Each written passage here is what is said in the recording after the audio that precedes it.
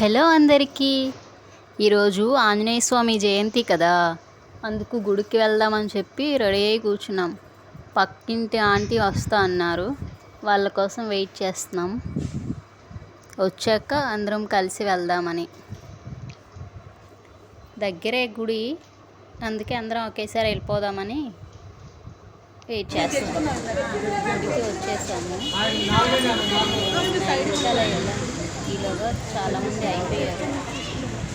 మేము చేసుకున్నాము.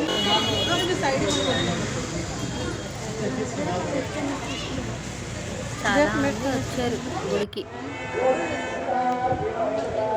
నెక్స్ట్ పక్కనే ఉన్న వెంకటేశ్వర స్వామి టెంపుల్కి వెళ్ళొచ్చాము. ఆ తర్వాత ఇంకో పక్కనే ఉన్న శివాలయంకి వెళ్ళాము. శివాలయంలో అయితే మనుషులు ఎవరు లేరు, అంటే అందరూ తొందరగా వెళ్ళి వచ్చేసారు.